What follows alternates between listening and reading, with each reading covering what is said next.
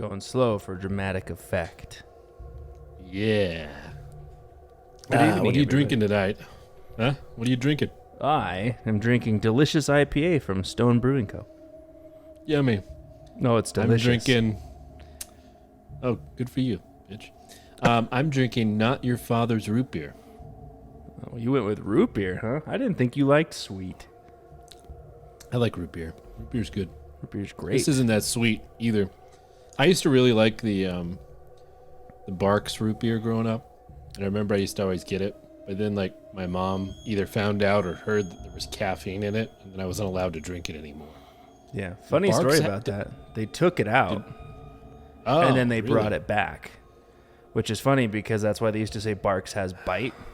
Because I never knew it had caffeine. And then they took it out for a while. And then the other day, we were having it. And I was like, I'm pretty sure it has caffeine. And we're like, no. And sure enough, there's fucking caffeine in it. I don't even remember the last time I had a Barks root beer. I'll have to buy one next time I'm at, like, the gas station. Yeah. My work has root beer. It's, I don't remember what it's called, but it's not any of the brands I recognize. And it's really fucking sugary. It's good, though. It's good shit. Yeah, So, next week, I know we're this week, but next week we're going to jump back to the iceberg with celebrities because it's been fucking a busy-ass week. Adulting is fun. So this week we're going to talk about the creepiest hotel stories from Redditors.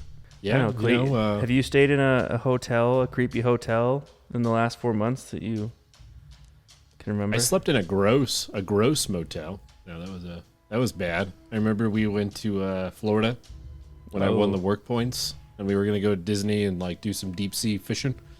I ended up getting this hotel really cheap because my wife couldn't sleep next to me while I was snoring apparently. So I got this really cheap hotel online, and like I drove there in Florida, and like the parking lot had all these signs like, if someone breaks in, we're not liable.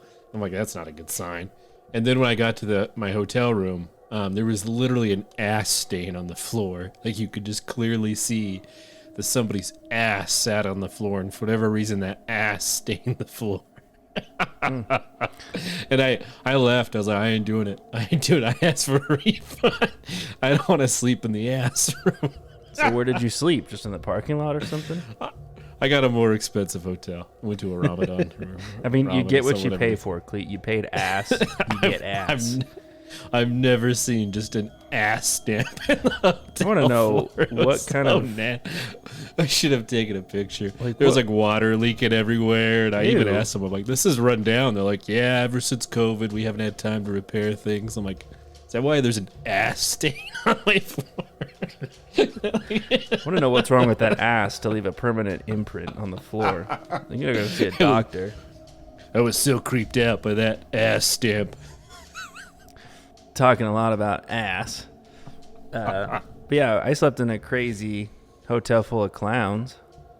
That was fun. Yeah, that wasn't that scary. No, it wasn't scary at all. The scariest thing was the breeze that came under the door. Your door had it worse. You had like an inch gap under your door. The groundskeeper without teeth. Yeah, and my toilet didn't even work, man. There was no you only ass get one stain, flush. But yeah, he's like, flush. He's like, you better make it count because you're gonna get one the entire stay. So I recommend only number one in this one, buddy. All right. Well, we're gonna go ahead and jump in to the stories, and I'll start with the first one. This comes from Manino. My mom was traveling for work and sat next to a man, a fellow business traveler, on the plane. They had a casual conversation and exchanged business cards. Later that evening, she's in her hotel watching TV, gets a phone call from the front desk that her husband is here, and they want to know if they can give him a key to the room. Turns out the creep on the phone was pretending to be her husband to try to get into her room. Goddamn. This one is from Chief K-Hump. What? You fucking made that up. No, I didn't. Found a hotel in Yangon, Burma, a day before we got there for pretty cheap. They mentioned the rates were low because maintenance was being done on several floors. We sleep fine, wake up, and head to breakfast. At breakfast, we met some Germans who also stayed the night in our hotel. They said they had not slept well because during the middle of the night, someone woke them up to move them from the floor they were on. We, us and the Germans found out later that they had been moved because they were on one of the levels reserved for maintenance, and part of the maintenance included gassing the rooms for bugs. During the middle of the night, they were just going around the rooms and shoving the gas nozzle or whatever under the door and letting them run.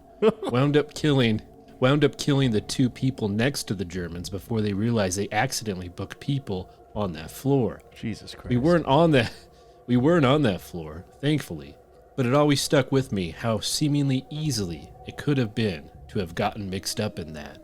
That's fucked. Can you imagine? Like, I just heard him say, "Sleep tight," and then he ran away. Dude, that's insane. Just People fall getting asleep and gassed. then you get gassed from a bug company? The fuck is up with that? I'm not a roach. I'm a human being. Your boss comes in, it's like, yeah, you didn't book in on the 3rd floor, right? Nope. No, it's all clear. It's all Mind your business. all clear. Shut up. I'm going home. I don't feel good. I quit, by the way. All right, this comes from our pal Deleted. I was traveling out of the country right after finishing up a huge 5-day work event, where I had about 10 hours of sleep total during the 5 days. What do you do for work? Now we do a bunch of orgies. I got to the motel, just kind of run down, and the carpet and blankets are damp, but I'm so exhausted I don't even really think about it. The big old shape of an ass right on the wall. Dude, I'm telling you, that exists. Yeah, I don't know. You should have taken a picture. Someone ass stamped my hotel room. It's like a mushroom stamp, but with your butt. I fall asleep pretty much immediately at like 8 p.m. local time. At maybe 11 o'clock or so, I get a call from the motel phone, say that there's been a complaint about noise. I tell them that's impossible because I've been sleeping. They ask me if maybe it's someone else in the room. I tell them, nope, I'm here alone, so there's definitely no one else making noise. They ask me again if I'm sure I'm by myself and I'm not causing any noise. I say yes again, fall back asleep immediately. They're like, are you sure? Are you sure you're alone? Is your door unlocked? When I woke up and thought about it some more, I realized how weird the entire interaction was. There was absolutely no noise that I could hear anywhere nearby, and I don't know why the motel staff would need to clarify so many times that I was alone. I think you're onto something. Are you alone? So you say, nope, there's like 6 of us in here. We all have knives. We're just juggling knives. Leave me alone. Apparently they never called, so I assume it must have been someone calling the different rooms to see who was in the rooms and how many people. I've never been so glad to always use the extra latch chain lock.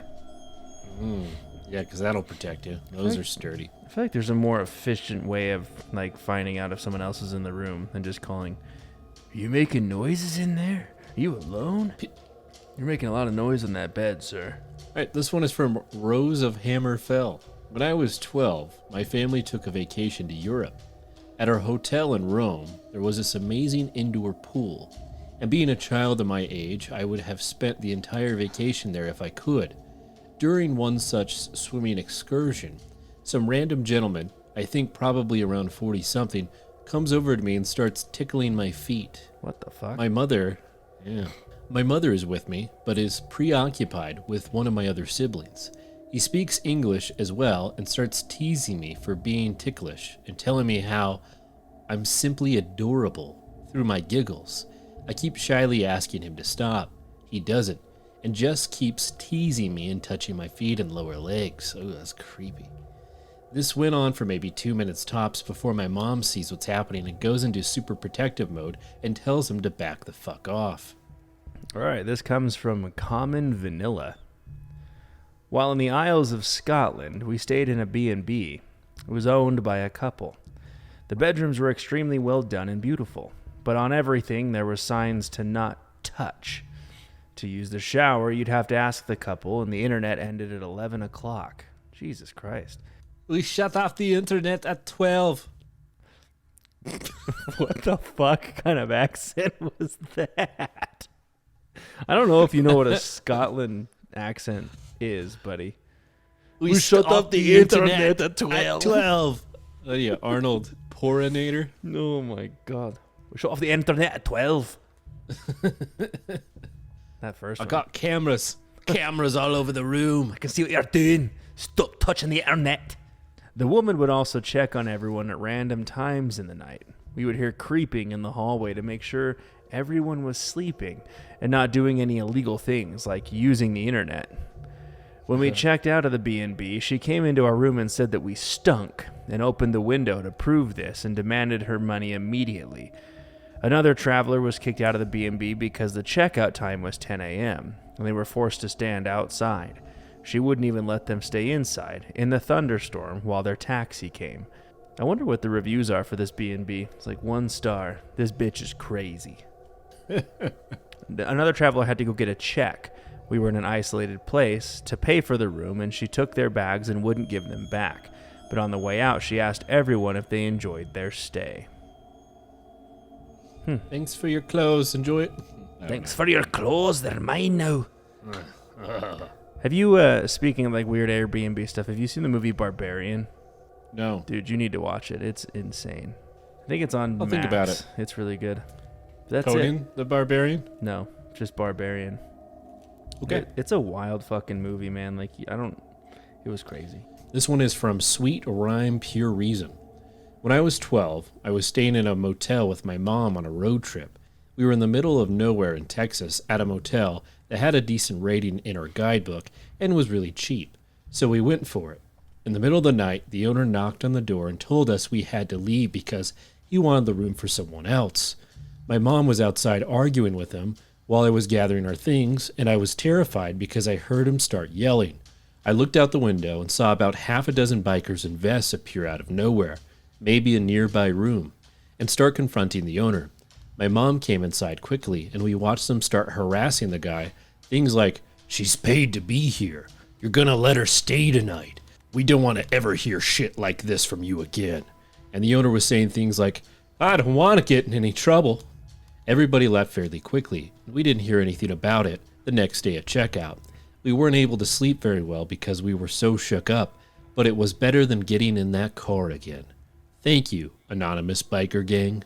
What a nice set of biker gang people. Bikers save the day. Yeah. Okay. This comes from Failed Forward Roll. So mine takes place in a London hostel a few weeks ago. I have 2 friends with me that are both male, and we're staying in a 9-bed mixed dorm. Damn. There's 3 sets of 3-tier bunk beds. I'm in the bottom bed of the right bunk, friend 1 in the top of my bunk, friend 2 in the bottom bed of the middle bunk. So we get in at 2 a.m. and all just quietly get into our beds. After a few minutes of lying there trying to sleep, I hear rustling behind me. I'm lying on my side, facing the wall, so I think it's just someone going through their bag and I ignore it. Then I feel a hand on my hip over the cover. A scoozy. I turn around and it's a random guy telling me to move over, trying to pull at my covers. I initially thought he was drunk and I wasn't sure which bed to be in, so I tell him to go find his own bed. He then shuffles away to the bottom bed of the left bunk. Then he comes back again. I again tell him to go back to his own bed, and he shuffles back to his own again. This happens another couple of times, with me gradually speaking louder, getting less polite, telling him to fuck off. So I'm shaking because the situation is making me nervous, and I message my mate that's on the top bunk. I say I don't think I'm going to be able to sleep that night. He messages back casually, thinking it's because someone's snoring. This is when I find out both my mates have earplugs in, and although they've heard me speaking, they each thought that I was speaking to the other friend. So I tell him the situation, and he starts keeping an eye out. I hear the guy go to the bathroom that's an ensuite, but I can tell from the light that he left the bathroom door open whilst doing so, and I refuse to look. My mate fills me in that the guy was walking around with his pants down and deliberately left the door open to get me to look. Jesus Christ. But either way, the guy goes back to his bed after, and we think the situation is finally over. Then it happens again. My mate, keeping an eye out, shines his phone light on the floor and shouts for the guy to fuck off. Apparently, he was crawling across the floor again towards me. Eddie, are you okay? Crawling. Are you okay?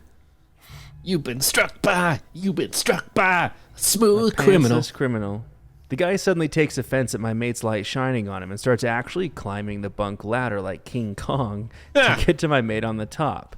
He was trying to take his phone. They wrestle for a while with my mate actually kicking the guy in the neck to try and keep him away, only for the guy to swing backwards and come straight back at him again. I imagine him going, da, da, da, da, da, ooh. You know, like doing some dance moves when he like falls off after getting kicked. I think it's Michael Jackson here, man. Like scat? He's doing scat? No, like, da, da, da, da, da, ooh. Like doing the moonwalk when he lands. Oh, I see. Yeah. I don't know. Sounds like he's on drugs. I don't think he's doing much moonwalking. I think he's just shuffling around with no pants on.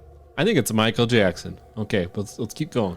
I use this time to run for security, who finds the guy still hanging on the bed when they get there. They call the police and have the guy taken away in a riot van and banned from the building. While the police had dragged him outside waiting for the riot van, the guy even headbutted the brick wall several times. No idea what that guy was on because it wasn't alcohol, but definitely on something to take a kick to the neck and still act like nothing happened after. Definitely PCP. The guy kept trying to blame my mate when security came as well, saying things in broken English like, "Come up here and see how violent this guy is." He's like, "Go look at him. He's the aggressive one." I was just trying to climb in with beautiful lady and get punched. Kick in the throat. My other mate that had slept through the whole incident kept saying the next day that he couldn't believe how friendly everyone in London is. Everyone's so friendly. I love the edit on this too. Please don't let this put you off of hostels. I've traveled in them alone around Europe and I never had any problems before. Usually hostels are a great way to meet people or find activities to do in local area. Yeah, I don't think I'll ever stay in a hostel. Not for me. Nope.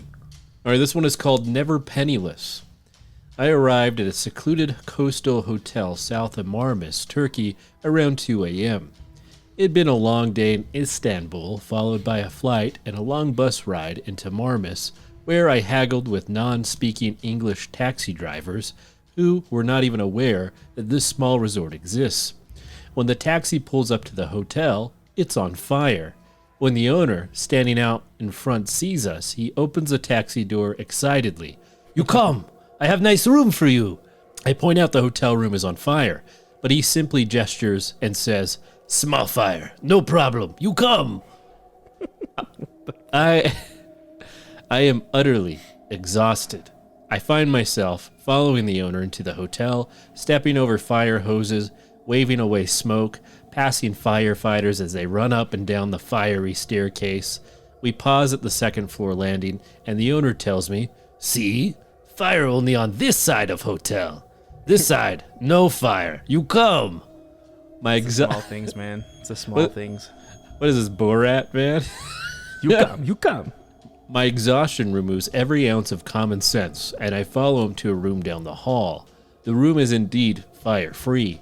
I quickly scan the "in case of fire" message on the back of the door, check the window escape, and promptly passed out with my gear and boots on. In the morning, awake and alive, wondering if I dreamt the entire thing. I go down the smoky stairs past the other side of the hotel. The owner is so happy to see me, still alive, that he eats breakfast with me. I went back a few years later, and the hotel had fully recovered. God damn. Yeah, seems like a pretty interesting story. He's like, "I'm so glad you're alive. Sit down and have bacon with me." All right, this one comes from Banned from Subs. I arrived late at a hotel for a business trip. Flight had a malfunction, so we had to land. They fixed it on the tarmac, and we never deplaned. Room had already been paid for, confirmation number in hand, etc. I got there about 5 hours after I was supposed to be there. Of course, they gave away my room. I already wasn't happy from all the delays, and I wasn't going anywhere. The event I was there for was in their hotel. I wanted my room. I was polite but resolutely firm. They did some scrambling and asked if I would consider a damaged room under reconstruction. As long as the sheets are clean so I can go to bed, I don't care, was my reply. That was a mistake. The room they gave me was literally a crime scene. The case had been closed, so there was no legal issue to contend with, but someone had been killed, or nearly killed, not 100% sure, in that room. Jesus Christ, dude. They had primed over... There was a pinky under the pillow. Oh my God. They had primed over the bloodstains on the walls and ceiling, but had only taped down semi-clear plastic over the pooled blood on the carpets. Jesus, they wouldn't let anyone stay in that room. Are you kidding me? There was a pinky toe in the sink. Yeah, pinky in the sinky. Multiple small holes in the walls had obviously been patched and sanded, but they were multiple small holes in the walls, all in caps. They gave me a completely new bed and TV from on-site inventory, so I was comfortable, but man, it was creepy as fuck. There was even a pinky in the toilet. You and those pinkies, man. You good? Dude, it's just what happened in that room. Okay. The creepiest part was the priming job. It was so obviously blood splatter. You could see where the person had been hit and where they fell. You could also see how they had tried to get up and where they had finally collapsed. Jeez. Jesus. Okay. This one is from Jam Polo. I once stayed at a B&B, which had a shared bathroom. The first night I got up at like 2 a.m. and was bursting for a pee. The bathroom was down the hallway, not too far, but seemed like such an effort for my tired state. I get to the bathroom and open the door, and there was this guy just standing in the bathroom, dressed head to toe in a mime costume, face painted and everything. He was squatted down on the floor, but his trousers were still up. I look at him for a second. He gave me a wave with a smile and began just silently pushing. I just ran back to my room, locked the door, and decided to pee in a bottle. I'm not sure if I was really tired and seeing things or something. It's seriously the strangest thing I've ever seen. I'm not sure if I imagined a mime taking a shit in his pants or if I really saw it. I don't know. It's up in the air at this point. Dude, if you're blocking me from my toilet and I gotta pee, you're gonna get hit with my pee. This is from Peachy Penguin. When I was about 4 years old, my family ended up staying at the Cedar Lodge Motel where Cary Stayner worked right before he murdered 4 women. My family drove to Yosemite, and it was a long drive for us. 3 kids all under the age of 7 plus 2 adults and a fuck ton of mountains will do that. By the time we arrived at the motel, it was late, we were all cranky, and we couldn't wait to get out. But the moment we pulled in, something set my mom's teeth on edge, and she insisted that we left and found another hotel, reservation or not. My mom has always had this like sixth sense, and her gut has actually saved us a couple of times, but my dad was tired and convinced her to ignore her gut and stay for just the night, and the next morning we would leave. I can remember my mom actually refusing to let go of our hands, making us stay right by her side as she kept looking around while checking in. To try and get her to relax, my dad suggested we go to the pool, thinking it would calm her down. Well, when we got there were no towels, so my mom called the front desk. The moment the man delivered towels arrived, my mom immediately grabbed us out of the water and rushed us back to the room. The man gave her the absolute creeps, and she says there was just this feeling of pure evil when he looked at us. That night, my mom and dad pushed the dresser in front of the door and had us all sleep in the same bed. The next morning, we left to go to another hotel, but my mom couldn't stop talking about how evil that motel was. About 2 months later, she and my dad were up late watching the news when they started reporting on a man who had murdered a woman and 2 young girls in Yosemite. Just as my mom began to say, I bet it was at that hotel, they showed Cary Stayner's face and said it occurred at the Cedar Lodge Motel. Cary Stayner was the man who brought us our towels at the pool. We've never gone back to Yosemite, and my mom is always insistent that we listen to our gut feeling, and when every bone in your body is telling you something is wrong, get the fuck out. Well, how do you top that story? That was a good one. Here, let me try this one. This one is from Ghost Farter. Stayed in a B&B in Pennsylvania that seemed cute enough. They did have a wall of antique dolls in the main room, but otherwise no signs of weirdness. That's until we were settled in our room. I noticed some scratches on the floor near a bookcase, and after some inspection, realized it was a secret door. When I asked the owner, who gave a creepy vibe, if it worked, he said yes, and showed me that it had opened to their office, which was a cluttered room with a computer and piles of crap. It had a lock on their side, and when I asked if there was a lock on my side, he smiled and said, "No." No. When I showed some concern that there was an unlockable entrance to my room that was camouflaged that they didn't tell me about, he just kept smiling. What the hell? So that night, no sex, fear of cameras, and I barricaded the fucking door and barely slept. Edit. It has been many years ago before Facebook, Twitter, etc., so we are racking our brains to remember the name. It was near New Hope, Pennsylvania, is all we can remember at this point. That's insane. So you just come into my room at any time, just smiling.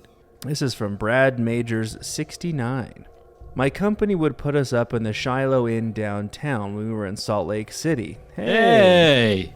I know where that is. That's the haunted elevator where the guy jumped off the top floor. Yeah, we got haunted shit in Utah. A coworker of mine was awakened in the middle of the night by the sounds of a bunch of kids in the hallway. It went on for longer than he could tolerate, so he opened the room door to tell them to hush, only to find the hallway completely empty. He could still hear the children, so, figuring they were in an adjoining room, he called down to the front desk to complain. The man at the front desk claimed to be certain there were no kids staying on that floor, but that he was certain the noise would subside in a bit. He offered to send up some earplugs. He's like, just ignore it. Here's some earplugs for you, buddy. My coworker was a bit annoyed. How can you say there are no kids here when I'm hearing kids? But he went back to bed and eventually fell asleep. The next day, when he was checking out, a different clerk made the mistake of asking the routine question, "Was everything satisfactory with your stay?" My coworker gave her an earful about the noisy kids and how the other clerk had dismissed his complaints entirely. The clerk looked a little uncomfortable and said in a half-whisper, "We're not supposed to talk about our history with guests, but please do a Google search for Rachel David and you'll understand what happened to you. We get similar complaints every few weeks, and we try to never put kids on that floor." In the van on the way to the airport, he read on his phone the story of how a mother, Rachel David, had tossed her 7 children off the 11th floor balcony of the hotel, then called the International Dunes to their deaths before jumping herself. Lord. Sad, man. All right, this one is from Ragna the Great. In Mexico, my girlfriend and I stayed a night in a hut in the jungle. No running water, no electricity. As we are from Central Europe, we are not used to dangerous wildlife, spiders, scorpions, etc. There was a beautiful cenote nearby, and at some point, it rained like crazy. The daytime was amazing, the night, not so much. In our hut was a bed with a mosquito net and with huge holes in it. It was pitch black in the hut as we laid down and got comfortable trying to sleep. I felt a bit creeped out and decided to check the hut for insects with my phone flashlight. Bad idea. There were hundreds of big spiders all over the walls and ceilings. Yeah. I wrapped up like a mummy every piece of clothing we had with us for that night. That's nasty, man. Oof. Yeah, fuck that. Spiders can go to hell. All right, this comes from Shithead Red. This happened to my father, not to me, but definitely too creepy not to share. Father went with a group to go on a trip to Tanzania to do some medical work in a poorer village. For a few nights of the trip, the group stayed in a hotel. My dad was sharing a room with another man from the group, separate beds. One night, he's woken up by his roommate who has the light on. He looks terrified, trembling and praying. My dad asks what was wrong, but he won't say anything about it. My dad is obviously concerned, but since he can't do anything about it, he goes back to sleep. The next night, in the middle of the night, my father gets up to piss. He walks to the bathroom and starts to relieve himself when he catches a very strong scent of body odor. He and most of the people from the group are daily deodorant wearers. Being from the United States, many locals in Tanzania don't wear it as frequently. So when the smell hits his nose, he realizes he and his roommate might not be alone. He turns around and sees, standing there in the doorway, a local woman, shaking violently, her eyes rolled up, locked on the ceiling. He panics, as no one should have been able to get into the room. He turns back around towards the bathroom in a moment of confusion, but when he turns back, she's just gone, as if she had never been there. Shaken, he goes back to bed, thinking that maybe he was dreaming, or just seeing things. He lays back down on his side, and adrenaline starts to wear off. He begins to doze off again. Suddenly, the smell returns.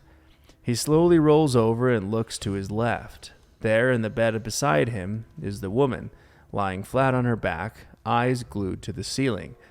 Again, panicking, he breaks his line of sight to her, and again, she's gone. My dad wasn't able to get back to sleep. The woman never made another appearance. He asked his roommate about it the next morning, and he had encountered the same thing the night before, which was why he was so shaken. It could be explained by the fact that they were both on anti-malarial drugs, which can have side effects that include strange dreams, but still super creepy. Damn. Jesus, dude. All right, this one is Beside Myself 300. Did the couchsurfing.com thing with a friend a few years ago. We're both big guys, so typically feel safe wherever we go. Show up at this house, 60-year-old guy opens a door while on the phone. He's only wearing sweatpants. He signals for us to enter. He continues his conversation and ends with a "I love you." He turns to us and says welcome and apologizes for being on the phone. He starts talking about his girlfriend, who he was talking with, and how she lives overseas. He mentions he has several girlfriends and boasts about being a ladies' man. He then starts to show us pictures.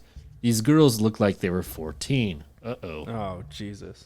While sliding through the pic, he accidentally showed us one of their passports. This weirded us out a lot. We were in our early 20s and didn't really know what to do, so we said we were tired and wanted to sleep. He walked us to the room while rubbing his belly. What the fuck, dude? Told us that he would make us breakfast in the morning. We decided to sleep the night, but left before he woke up. My friend slept on the bedroom door, so he couldn't sneak in. We got up super early and bolted. We got super weird vibes from the guy and just felt gross/weird about the whole thing. Just rubbing his belly. What the fuck? Make you guys some breakfast in the morning. This comes from Dant Spot. So I never actually stayed here, but my old friend's mom worked at the Golden Lamb, a very old and very haunted hotel in Ohio. Hey, I guess we know where we're going next. This meant we got to visit any time and just wander around the place. We visited Harriet Beecher Stowe's room, which is said to be one of the most obviously haunted rooms in the hotel. There was a noticeable temperature drop, and both of us found it hard to breathe. He told me that people who stayed the night in her room heard pounding on the wall from behind the headboard of the bed. That's just people in the other room having some fun. Nah, dude, that ghost is just a dick. Or that. We also got to see the basement, which had been part of the Underground Railroad.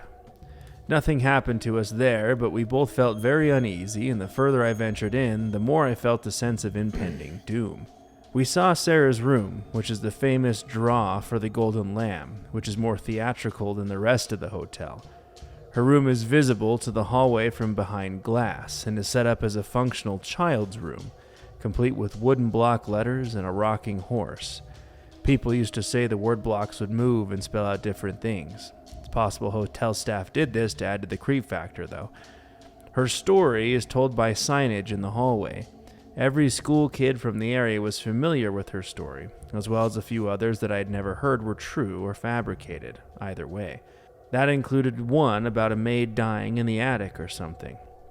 This wasn't quite a haunted experience, but when we were in President Taft's room, I started talking shit about how Taft could never have fit in the bathtub they had in the room because he would have been too fat. Immediately after that, someone spoke from directly behind me. I jumped and was all panicked before turning and realizing it was two tourists trying to look at Taft's room as well. I really thought Taft's ghost was going to call me out for fat-shaming him. This one is from Grade. I was staying in Birmingham, Alabama at the Hyatt. Nothing crazy. Nothing obviously creepy. One night, around 2 a.m., I woke up to a man screaming, like stabbed in the heart screaming. I sat there in panic, wondering if I should call someone, but when I didn't hear anything else, I chalked it up to a dream. The next night, I woke up around 3 a.m. and had this horrible feeling that someone was in my room. I rolled over, and there was an old man sitting on the AC. It was a boxed-in AC unit. Smoking, looking away from me. I stared at him for a second, and he turned to look at me. So I shot up out of bed, ready to run, and no one was there. I don't lucid dream. While I have vivid dreams, they are not that vivid. I can describe that man to a T, and yet he was never there. Edit, for those of you who are saying sleep paralysis, I travel for a living staying in hotels for 240 some odd days of the year. Hotels are not weird for me. I was able to roll over, pull the covers closer to me, roll over to turn on the light and sit up. I've never experienced this, the closest being when someone literally came into my room at 3 a.m., which the hotel verified and apologized for, and I was more unsure of that being real than this. Now granted, who knows? Now for those of you saying carbon monoxide, considering how little I remember of the trip, you are making me worried. But for the remaining 4 days, I never experienced that again.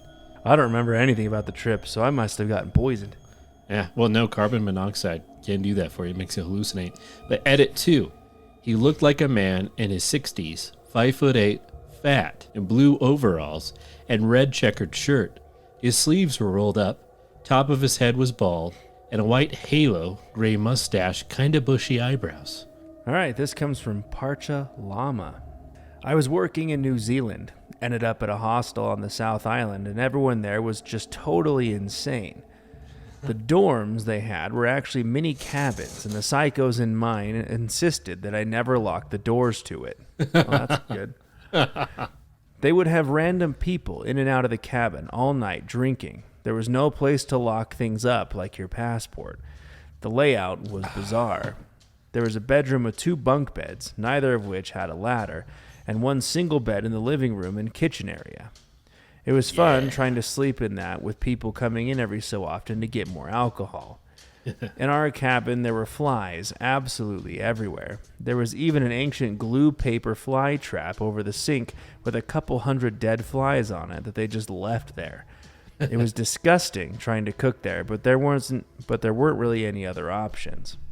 One of the guys in my cabin seemed especially disturbed. He'd randomly make moaning noises while hanging out on the front steps to the cabin.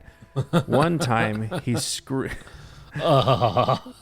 Oh, this is a good porch. One time, he screamed at someone that he was going to assault them. No one else seemed at all bothered by this. When I originally got to the place, I paid for a week, so I felt stuck there until the week was up. But eventually, I couldn't put up with my psycho roommate, so I complained, and they offered to move me to a different cabin for my last couple of nights. Turned out the next cabin had bed bugs. All right, this one is from Mickey Bear. A chalet in the state of Maine, Vermont, with 3 others. The lady at the front desk was approximately 1 billion years old, with cloudy eyes, and her front desk was a small table next to a recliner in a room full of knickknacks and china dolls. The actual room was what I imagined a hotel room in the 40s would look like, and obviously it had never been remodeled. The bathroom had a metal claw foot tub. The worst part, though, was the door at the back of the room. I assumed it would have been another closet, but when we opened it, and there was nothing but cold and darkness, we used a flashlight on our phones and discovered a long, wide, cement-walled hallway. I assumed it was used to travel between rooms when the weather was bad, but the vibe was off and making the hair on the back of my neck stand up. The night went smoothly and nothing ever happened, but it feels like we survived a night in a boring horror movie. I've tried to look for it again with no results. I'll have to ask my grandma who booked the trip. Edit. Turns out we were actually in Vermont, still confused on the timeline of my trip, but it was Dallam Chalet at Battleboro. And please don't go leaving reviews or shit like that. I prefer not to have a creepy ghost lady visit me in the night. All right, we'll end with this one from Devidog. Oh boy, this one still makes me shudder. We were traveling with another couple who had budget restrictions, and we needed to find a last-minute place to stay in Las Vegas. We'd been looking forward to a nice hotel with a pool to kick it by and chill out. They couldn't afford it, so they found a super cheap Airbnb with a pool. We were trying to be good, flexible travelers, so agreed to compromise. As we were driving to the place, I tried to ignore the increasing amount of poverty and strung out people on drugs on the street looking lost. We pulled into the apartment lot and I said nothing. My husband and I looked at each other. It looked like a seedy apartment place from District 13. As we walked into the building, I was overcome by the smell. It was sweet and at the same time horrible beyond belief with a layer of perfume on top. My body would not let me breathe in the smell, and I had to cover my mouth with my shirt sleeve in order to breathe. I was on the tail end of the flu, so I had been nauseous for days, and I figured I was just being sensitive. We hurried to see the pool, and it had a big sign, under renovation. Covering my mouth as we went back into the building, we checked out our apartment. It was clean, and the smell didn't permeate into it, so we agreed to stay. That next morning, I woke up having the worst dreams of my life. People getting shot and hurt and beat up. Constant drama and horror all night in my head. My husband seemed interested in what I had dreamt, and I didn't want to get into it, so I just said people getting hurt. When we got home in a couple days, I brought up the smell in the hallway. It wasn't until then that he told me that it was the odor of a badly decayed human body. Thanks for telling me, dude. My husband is paramedic, and he gets to smell the worst smells known to humanity. Yeah, I've heard that, decaying is, sickly sweet. Yeah, definitely. Well, that wraps us up for the night. I hope you enjoyed listening to us talk about spooky hotel experiences. B&B, everything, I suppose. Yeah. If you have scary stories of a hotel or Airbnb, let us know in the comments. And, Cleet, you should definitely watch the movie Barbarian. It's a really good one about an Airbnb. Thank you to our paid supporters of the show, as always, Soylent Cleet, Modelo Time Cleet Feet, Curtis and Laura, Mothman, Devin, Laura, Conklin family, and Lou. Your paid support of the show is tremendously helpful. Thank you very much. And if you yourself want to become a paid supporter of the show, simply click the link down below. There's a couple tiers to choose from, and you'll get a personal shout out at the end of every episode. There's also a link for a one-time donation if you want to contribute to the beer fund, because we always like to find new beers for our shows. And if you have any suggestions for future episodes, you can email us at entertheabysspod@gmail.com. If you're listening to us on YouTube, please like, share, and subscribe, as it really helps us get us out there. And as always, thank you for entering the abyss. Until next time.